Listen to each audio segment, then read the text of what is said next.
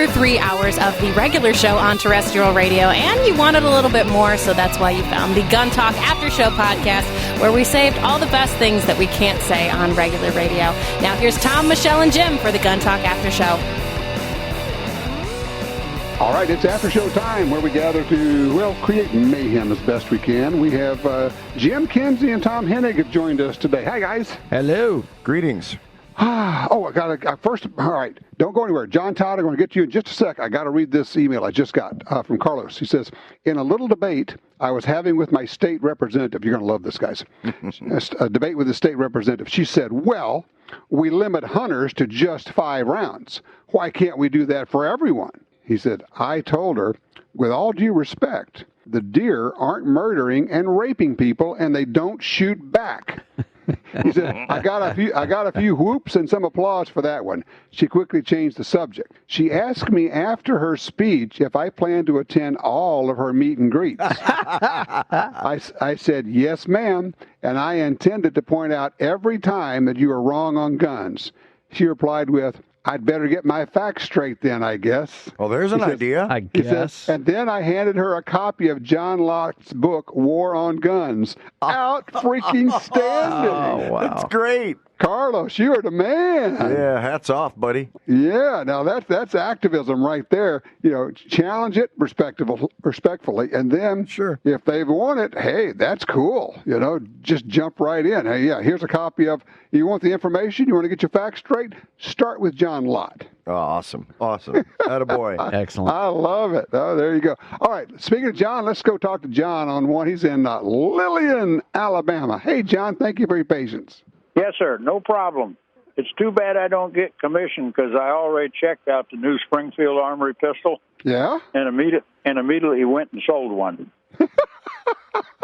Because I saw that and I says, that's got her name all over it. And she's on her way to buy it Monday morning. Okay. You're talking about the new Hellcat? Yes. Yeah, it is a nice pistol. You know, yeah, and really, it's $5.99. Yeah. Now I will say, did you get the one with the optic on with the red dot sight? I think that's what she's going to go for. Okay. Now I will say it's a small pistol and it's lightweight and it's 9mm, so the physics are a real thing and it does kick. You know, it's going to be snappy. Oh, sure. She knows. She shoots a Desert Eagle 45. Oh well, pardon me. Awesome. For a carry pistol, that little 9 will be perfect. My next thing is... Yes, sir. I've held one in my hand. I've looked at the rounds, and I've read a little bit, but I've never actually fired one. But I sort of had my skirt blown up over the FN 5.7. Oh, What's the 5.7. It is so much fun. You shoot it, and you just start giggling. You really do. It is... Now, what's it good for? I don't know. It'd probably be a good self-defense gun, but it's loud. You're shooting... I think that round's good in about 2,000 feet per second. So it's definitely breaking the sound barrier. It's smacky, doesn't recoil much, and the gun is pretty lightweight. And the bullets look like, if you just glance as you walk by, if they're laying there, they look like they're like little rifle bullets. Yeah, they're like little bitty rifle bullets. Exactly right. It is a hoot, and now, you know, it's been out a long time now, so you can find ammo for it. It's one of those deals. I guess let me throw it back on you. Why? What would you want to do with it? Sort of like some of the things you've done, Tom. I don't know. I just want. Oh, see, that's perfect. Because otherwise, if you had like a specific reason, then we could talk about that. If you have the reason of, I just want it, winner, chicken dinner, man. You get the darn thing. I mean, some people suck stuff up their nose to get high. I catch fish and collect guns.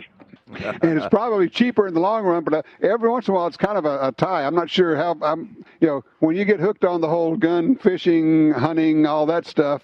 That's my drug. I have decided, John, and Jim, you know, I've said this before, there's no such thing as an inexpensive hobby, right? Right. Oh, yeah. So we will spend whatever we have on it. If you like the pistol, and if you can find one, because, you know, sometimes you got to look around for them, I would say get it, buy a bunch of ammo, and go shoot it. If you decide later on I'm tired of it, you could always get rid of it and get you something else. That's the deal there. The next thing was, I heard you talking about the bear guns today. Uh-huh. And not one person did I hear mention the Casull, the Raging Bull. Oh, the Because that at 454 100 Casull. yards delivers as much foot-pounds of energy as a 44 Magnum point blank. Well, I was going to mention the 454 Casull, but I decided I am just not really that mad at the Bears. And the Raging Bull, it's ported, so you don't get as much kick on it. Well, the other thing is, and you can get the 454 Casull chambered in a lot of different revolvers. You can also shoot 45 Colt in them, and that's got like the light load, so you can practice and shoot it and do all that. I mean, make no mistake, for those who haven't shot it, a 454 Casull with full house loads is one mean SOB on both ends. Oh, yeah. But where it's really going to be mean is on the one that's on the receiving end. Yes, sir. The thing that's trying to chew on you and bite you. Yes, that's where we want. And, yeah, it's a great caliber. In fact, I was with a friend of mine yesterday with the range, and he was whanging steel at 100 yards with his Freedom Arms revolver in 454 Casull. And, I mean, we're talking about a 6-inch steel plate. Absolutely no problem. Just banging the heck out of it. It's a great round. So I appreciate you bringing that up. And you're right. For those who don't know, John is exactly right. The 454 Casull at 100 yards has more energy than a 44 Magnum does 1 inch off the muzzle. Wow. That's a real. That's really hard to conceive. It grasp that. Well, it's easy to conceive once you pull the trigger. It's ow! But fun to shoot. Thanks, John. I appreciate that. Let's talk to Todd before we head to our break here. Todd's in Oregon. Hey, Todd, how you doing, man? Just fine. How are you? I am great. What's cooking? Good.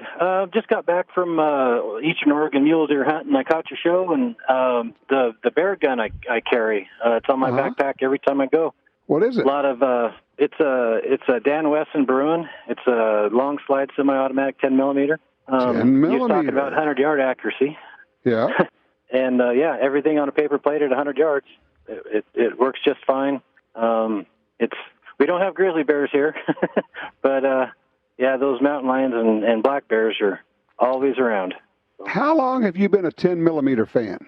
The last few years, this one really got me into it. My wife and I were hunting mule deers a couple years ago, and she had made a bad shot on one, and we knew where it went, so we kind of, both of us snuck over the ridge where it was underneath.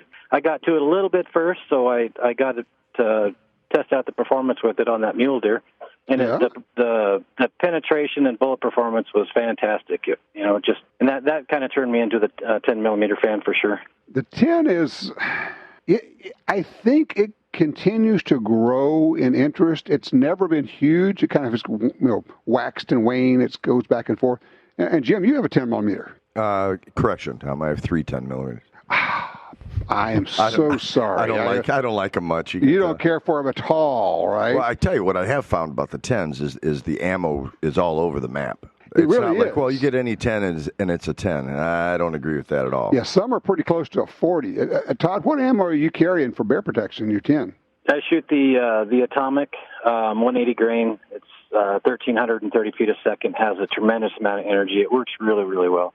It's a bonded bullet. It's really good penetration. Okay, so you got good. Yeah, that's the deal. Is you got to have a bullet that will hold together and get you the penetration you're looking for. Otherwise, when you shoot faster loads, if the bullet's not tough, it'll basically just blow up and go to pieces. And that's on a bear, you've got to get deep. That's the whole deal there. Let me ask you also, Todd. You mentioned something about you've got that on your backpack. How do you have a holster, or how do you carry the pistol so that you can get to it if you need it in a hurry?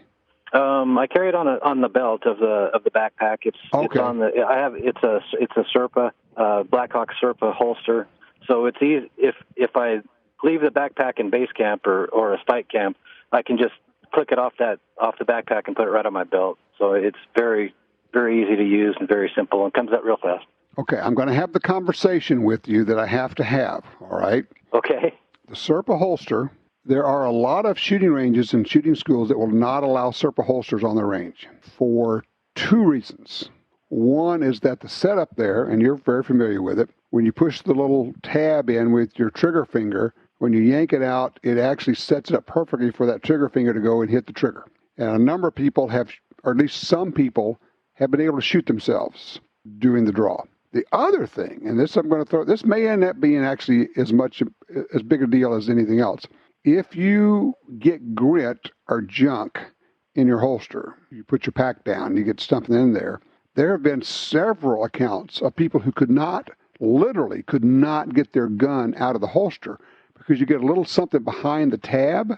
It won't press in, and no amount of effort could get the gun out of the holster. So I throw those out as just things for you to consider because this is a self-protection gun you're carrying. It absolutely is. Okay, just there, and there it is. Just saying that, and look, Black Hawk makes good stuff. Don't get me wrong. I think they make really good stuff. I just am not a fan of the Serpa holster, and the more I read about it, and the more I hear these accounts of it, I have them. Frankly, I used to carry them, used to use them. I don't anymore. Wouldn't use it. If I had to have a positive retention holster, I would use a thumb safety brake or some other form of positive retention. So anyway, I just thought that out for your consideration. Todd, thank you for sharing this. This is very cool stuff. I love the idea of a 10 millimeter and the Dan Wesson 1911.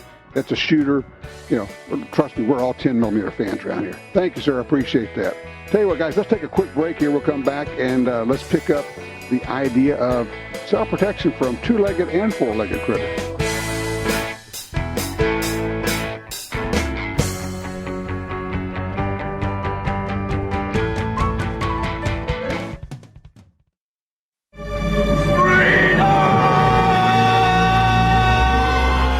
Hi, this is Ryan Gresham with Gun Talk. Have you ever heard about a gun giveaway and thought, I can't win that stuff, I live in a state where I can't own it? Well, visit guntalk.com/win to enter the Legal Everywhere giveaway presented by Timney Triggers. One grand prize with more than $7,300 in prizes, including 2 handguns, triggers, holster packages, tactical gear, optics, and more. Residents of all 50 states can enter. That's right, California, Massachusetts, Maryland, those 5 counties in Illinois, everyone. Prizes from Axion Optics, Colt, Crossbreed Holsters, DeSantis, Proper, Timney Triggers, and Walther.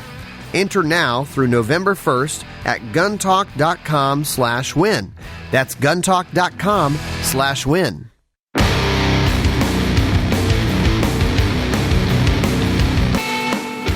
Okay, 9mm, 10mm, 11mm, 12mm, I don't know, pick a millimeter. It's whatever makes you happy, right? Hey, I'll have a 7.5, thank you very much. Right. Actually, we had the call for about the 5.7. That's a tiny one. Yeah, a buddy of mine just got one of those. Oh, yeah? Yeah, the ammo is easier to find than I thought it was going to be, and it's not as expensive as I thought. It used to be hard to find and expensive, yes. Right, and it's come down, and it is more available. And what I did notice, though, is it almost reminds me like a cross between a 38 and a 22. The recoil is really low.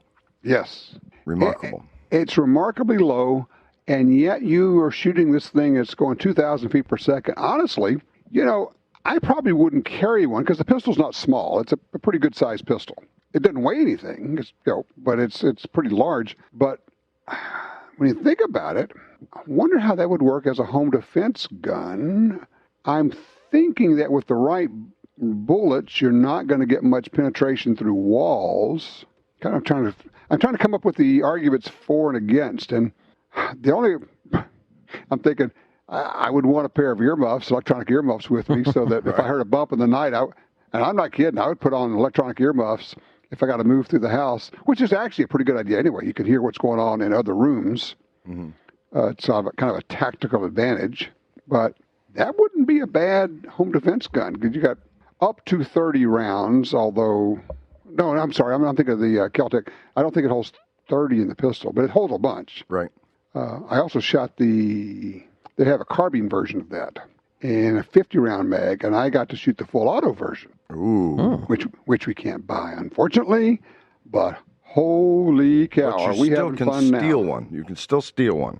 Yeah, I don't want to go to Club Fed. Oh, yeah, there's that thing, right? Caveat, yeah. That whole, sharing a cell with a guy named Bubba. So no, we're not going to do that thing. But it is a cool pistol. Would not use it for bears. Sometimes people go weird. They say, well, it's fast.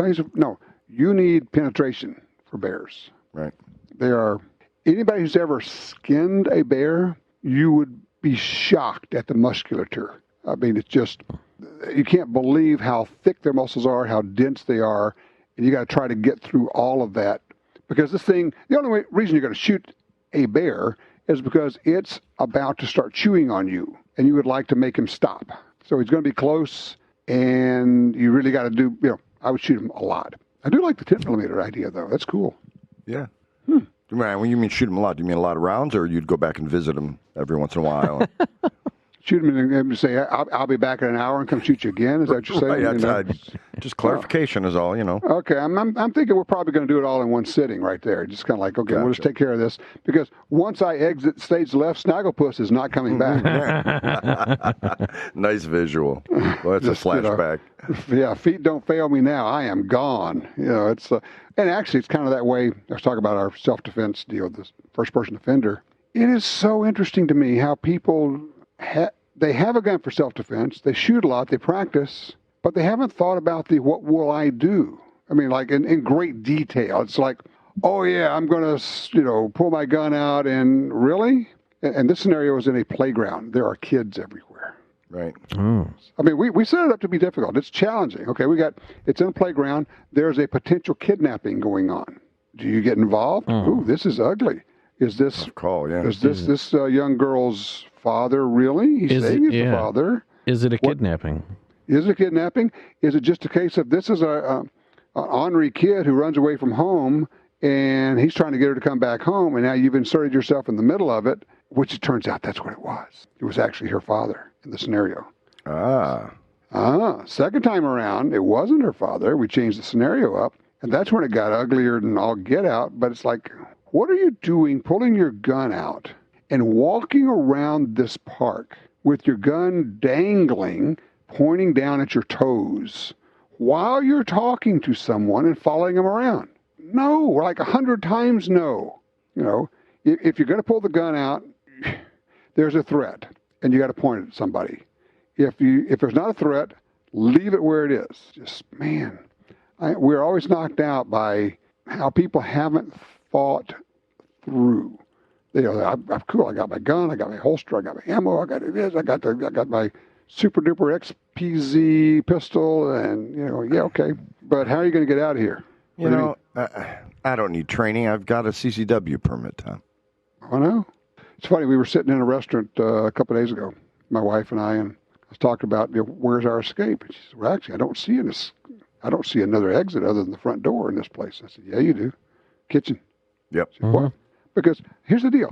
Kitchens always have a back door because that's where the deliveries come in, right? Right. Yep. And how they make the dumpster runs and everything else. Yeah. Blow right through the kitchen and out the back door or wherever they go, and you're gone. Oh, but that might not be polite, Tom. Just sit there. The odds of getting shot are really slim. You'll be fine. I do that just to see the surprised look on everybody's face as I'm running through the kitchen for no apparent reason. Yeah, because you get to do the whole movie thing, right? I mean, how many times you see them running there? And you got to knock people down, and you got to scatter stuff in there. Yeah. And you hope there's somebody that has a big tray of food that you have to flip over. And if there's a flat table, you can slide across on your butt, knock stuff over, and come up like a car hood. Like the car hood, that's right.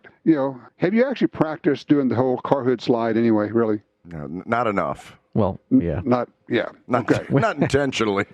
It's with a loaded pistol in your hand, which is always a good idea, right? Oh, sure. Yeah, what could go wrong? Yeah, well, kneecaps, toes, legs, things. Yeah, okay. And I swear, I think probably hobbling for the rest of your life, after you've blown your kneecap off, shouldn't be that bad a deal. Right. Well, you know how I feel about training, so I think I might go to dinner after the show, and I might just run through a kitchen just to practice. Just to practice. See all the folks at TGI Fridays go, what the hell is he doing in here? But to your point, you can go practice this at a restaurant without running anywhere by sitting there and going, where are the exits? Mental rehearsal. There, and there. And I actually got up. My wife looks at me and said, what are you doing? I said, well, there's a room that's closed off over here. I went and walked into the room that was closed off. It was a big chunk of the restaurant because I want to find out if there's an exit in there. She said, I can't believe you did that. Yes, I will. Wait, how long you been married to me? Yeah, really? 46 years and you still don't know I'm crazy? Yeah, right. Okay. Well, I got to tell you about a time I was taking somebody out for dinner, and the waitress is showing us to our seats, and I thought, oh, good. She's actually taking us right to the back of the room next to the emergency exit. Yeah.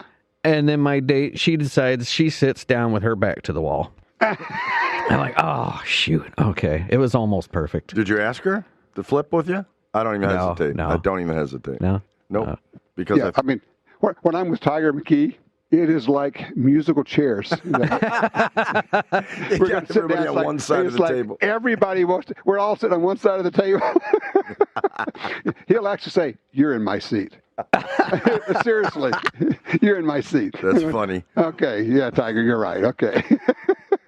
Boy, that'd be a safe crowd to be with, huh? Oh, yeah, it's like, okay, well, I told you, I think I did. I told you about the time I was in, we were actually in downtown Baton Rouge doing a Guns and Gear shoot, and we had Chris Sereno there. Yeah. Great story, though. Retell it. Yeah, I mean, and, okay, so you got Chris, who, air marshal, police officer, trainer, Top Gun competitor, all of that. You got Ryan, who was just on the show here, and me, we're walking down the street. And I know we're all carrying, and it's not a big deal.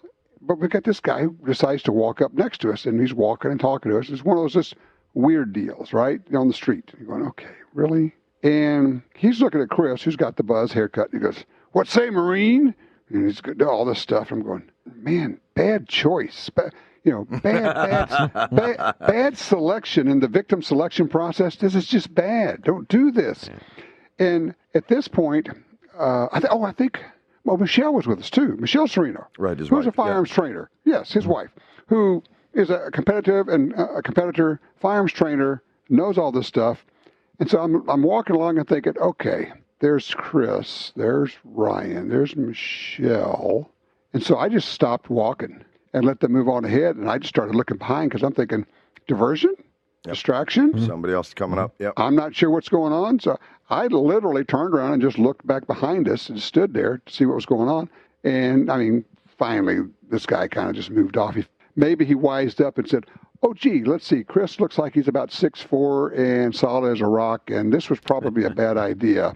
The whole other part. It was just one of those deals. Oh, but I have to tell you, don't know if you guys saw this. There's a, where's my book? Stand by. Nicholas Irving, because I have a copy of one of his books, is known as Reaper 33, because on one deployment in the Middle East, he killed 33 people. Sniper, all right? Nice. Okay, so I think it was just the last week, some dude on the street decides to rob Reaper 33. And it was like, as you can imagine, momentary, and then this guy's on the ground, and we're, not hurt, other than the fact that he's on the ground with his arm twisted around him. And Nicholas is holding him and calling the cops, and he's got his pistol out. It's kind of like, Masada Ayub calls it a failure in the victim selection process. And of course you're thinking, dude, you have no idea how lucky you are, that he just put you on the ground and called the cops. It's like, just, if you knew. Yeah, best case scenario for him. Yes, best case is that you get hauled off by the police and not to the morgue today. Yeah, no doubt. But, I don't know, it's just, when you guys are out and about, and both of you carry, do you always just have that little awareness no matter where you go and what you're doing? Yeah, absolutely. And even before I started carrying, before you even walk into a store, you kind of look in there and see, how many people are in there, who's in there, who's doing what. Well, and I know, Tom, you probably came to this behind the rest of us, but, you've been doing this, helping us with the show here for a number of years. And Jim, before you started doing this some gazillion years ago, you weren't really into guns, but maybe just the conversation that we've had over all these years, this weekly conversation, ramps up the awareness. That's weekly with a double E in the middle, right? Thank you so much. Yeah, actually, I carried a lot of money prior to the thing. When I used to be a drug dealer, when I managed an appliance store back before credit cards were big, I'd have a lot of other people's money with me. You make the night deposits? Yep. So, I mean, I was because of that, I was a little bit more aware, and having seen something, grew up in Detroit, so I've seen a few things that make you wonder. Yes. But obviously, when I came on board here, it was like, whoa, there's a whole new world here. That's not just situational awareness. You have to, and I still favor exiting if I could get the hell out. You bet. I mean, even if you're the good guy, even if you do everything right, there's no guarantee that you don't get hurt or killed. Right. Or let's even take away the base. That's kind of like basic stuff there. Take it a step further. Economically, right? I couldn't afford a $100,000 lawyer fee right now if I had to justifiably shoot somebody. Doesn't mean I wouldn't, but it's yeah. I mean, if the guy's coming at you with a knife, you do what you got to do, and then you worry about the rest of it later. But if you have the option of exiting or not being there, it's kind of like you've seen the stories probably that the FBI put out this alert that they have credible evidence or intel that somebody plans to shoot up a movie theater with the opening of this new movie, The Joker. I haven't heard about that. Oh yeah, yeah. It doesn't surprise me. Isn't that sad? Yeah, and so you go, well, okay, gee, what would I do? I would carry my gun. How about not go? Right. How about, do I want to get invited to a gunfight? I think no. I'm doing, what do you say, Jim? You're doing your hair and nails that day, right? Yeah. I had other plans. Was there actually any credible threat? Or did they just say, hey, this movie might encourage somebody to shoot? We will never know. I think there probably was a threat of some sort. And it maybe they're picking up on, people on some chat room somewhere saying something, and it's just one of those. Yeah, I bet you what's going to happen is something like that. Yeah, and thing is, you can wait 2 weeks. You don't have to be there on opening night. But I won't have the pop culture edge in all the chat rooms then, Tom. I am the king of not having the pop culture edge. Or actually anything else that has to do with pop culture. Yeah. Speaking of pop, let's pop into our commercial break here. And we'll be nice. Back in just a second.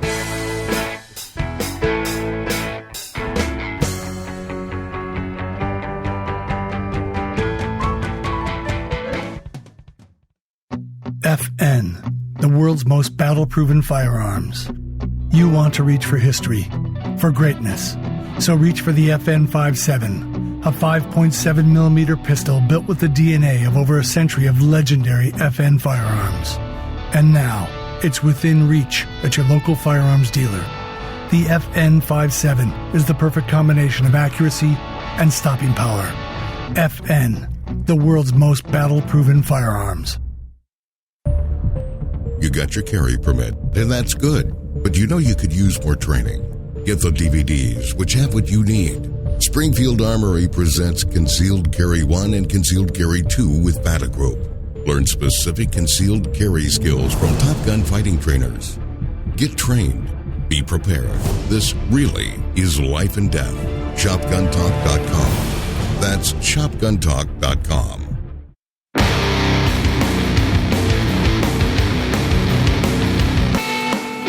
Okay, it's a small gun extravaganza. We were talking earlier, had the news about the new Springfield Armory Hellcat, Hellcat9.com. Cool gun. Yeah, but the thing that's interesting about it was that they are offering it with the optics. Yeah, red dots. I almost missed our first commercial break with Rob. I was listening to the interview, and he said Hellcat 9. I said, well, I probably got time. Rob never stops talking. So I went to Hellcat9.com, and then I'm hearing you allude to the break. I'm like, I better focus on what I'm supposed to be doing. Oh yeah, I'm supposed to push a button here or do something. I don't know, something. Cool gun. And then nice Ryan's comparison, and obviously Springfield's not going to do that to bring up a competitor. But I mean, come on. I mean, it is the gun question of the everybody's past asking. This was the answer to the P365. Okay, we get that. Right. But it's very nice. Yeah. It's really nice. And it's yet one more gun I don't need that I'll probably end up ordering. Another gun for Tom Hennig to borrow. Put it in the loaner box, right? That's right. I had an interesting thing, and I can't remember if I mentioned it. Last week, we had to use my 365 for a video shoot. So I didn't have it for a few days, so I went back and I said, well, I'll go old school again and wear a 1911, my 1911.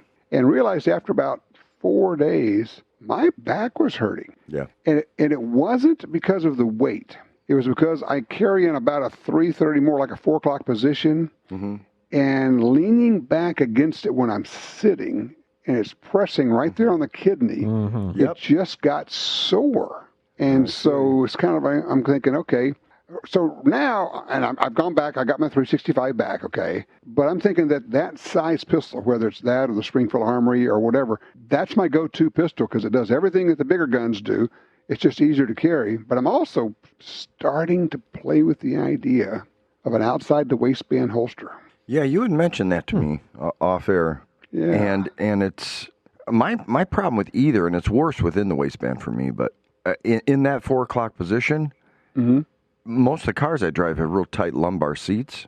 Yes. So now I have to take my gun out and put it somewhere else. It's an extra handling of the gun, which is another opportunity for something to go wrong. Right. Or a car flips over and I can't get to my gun.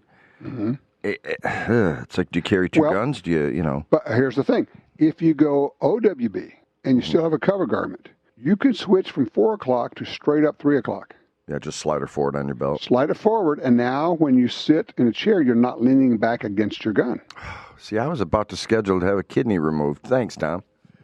Well, you could probably make some serious money by selling a kidney. So think of the guns you could buy. I could buy a 365. I could buy a Hellcat 9. You beat me to that one, Tom. We're all going to the same place, right? Oh, more money? That means more guns. Yeah. Wow, Kenzie, you took that kidney holster carry to heart. So now Tom is actually online looking at kidney donations. Could I, rather than get the money, could I just have you deposit the money straight into the local gun store, and I'll just kind of work it off by buying guns? Yeah. Or is there a tax advantage in that? Cut out the middleman. Just have somebody at the gun store that takes your kidney. A little cooler with some ice. I'm thinking maybe South America is the place for that. They probably can do that there for you.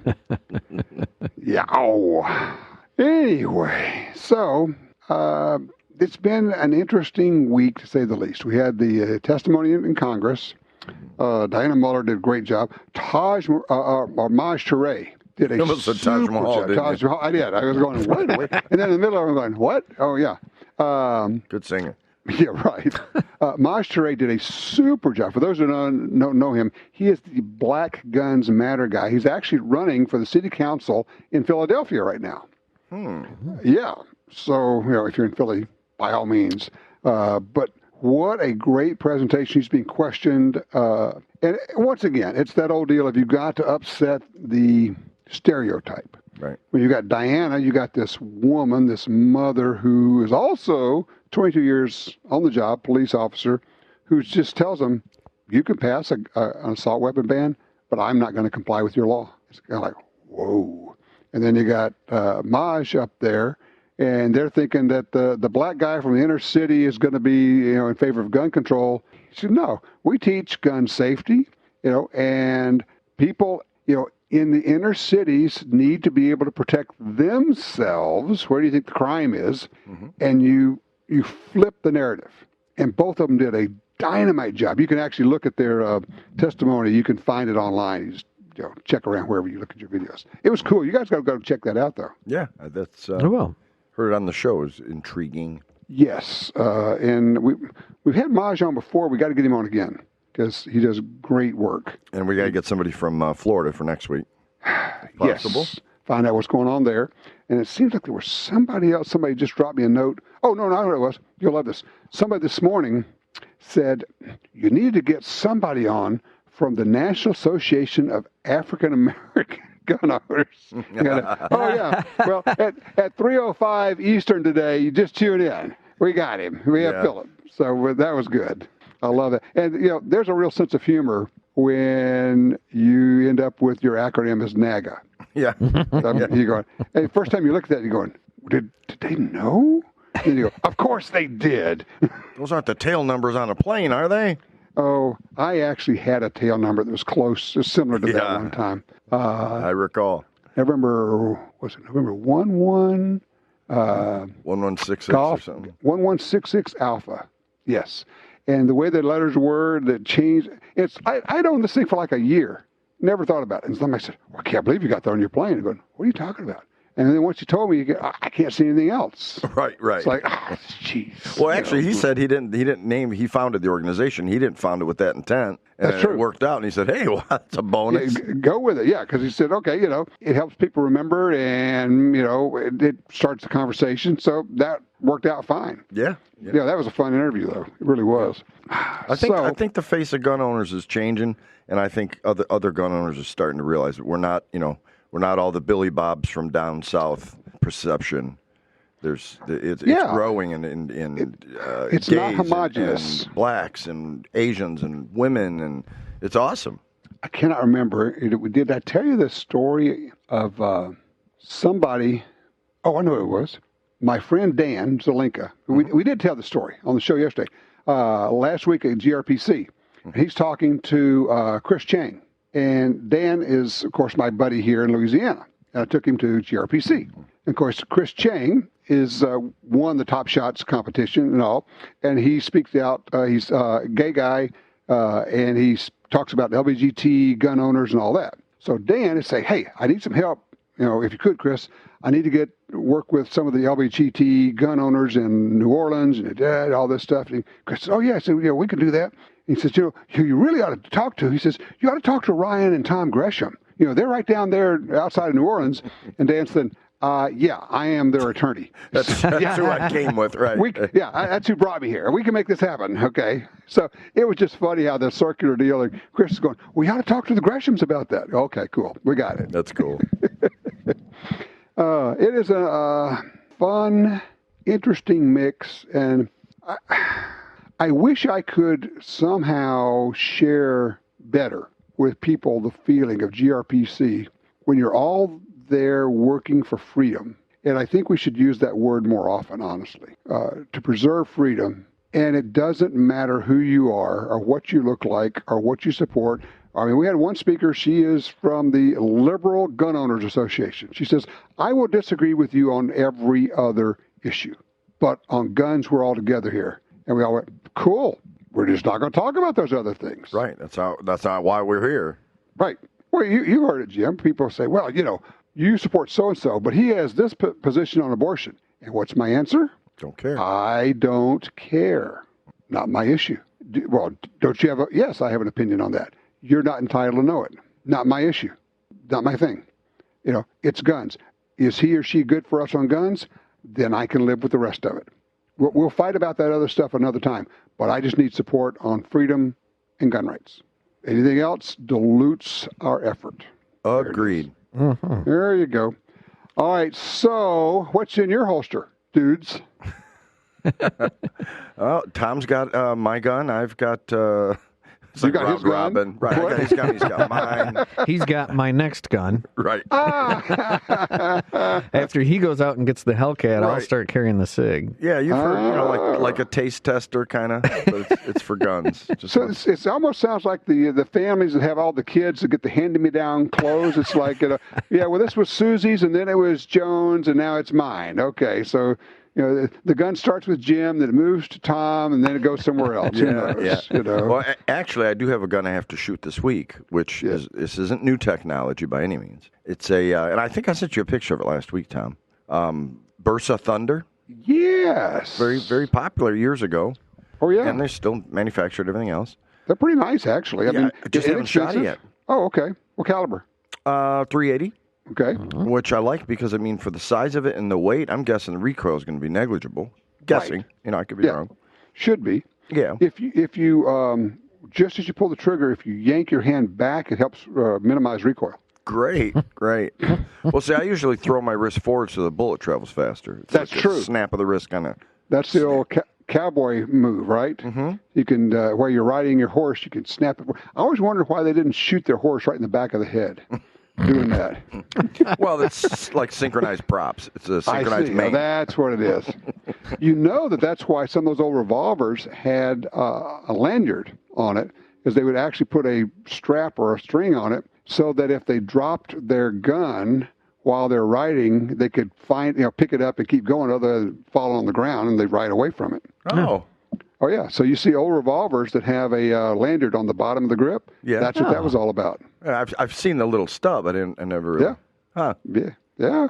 So cool. So if you're looking, if you're handling your gun and you're looking for a way to handle it, and you're just not sure, you can always do the whole strap around the neck, you know, and now you got this kind of cool looking necklace. You run the other end through the trigger guard. Yeah, and then you spin it around above your head. Uh-huh. Yeah, buddy. Okay.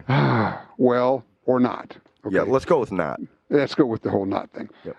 So the takeaway today is go watch the First Person Defender series. We have it on our YouTube channel. You're going to end up in head shaking mode. It's kind of like, oh, I mean, usually they work out fine and we train them up, but every once in a while you go, yeah, no, just not. And you would hope, and I think in this case, this person is going to come away going, I need to think about this more, because it's really all just about how you think about stuff. You know, you cannot come up with a plan in the middle of an event. You have to have thought about, what will I do? Primarily, and I'm just going to suggest, what you need to think of is, in every occasion, my first move is to move, get away, not jump on my gun, not do, be the hero, put on my cape, all that other stuff. It's just to move and get away. If that's not possible or the scenario doesn't allow for it, then you come up with something else. But I would bet that like 95% of the time, getting away from it is the correct move. Yep. So there you go. Your reaction is to move. Or as you like to say down here, haul butt, baby. Put one foot in front of the other. Okay. All right. So why don't you guys be safe, and I'm going to go look at lanyards. I'm lanyard hunting now. The good news is I'm not covering your medical, dude. Nice. You guys have a good week. We'll do it again next time. Take care. Thanks. Well, that wraps up another Gun Talk After Show. But if you want even more gun-related stuff, don't forget to check out Gun Dealio. It's the app for Apple and Android phones that connects you to all the Gun Talk shows, plus even more. And we'll catch you next time for the Gun Talk After Show.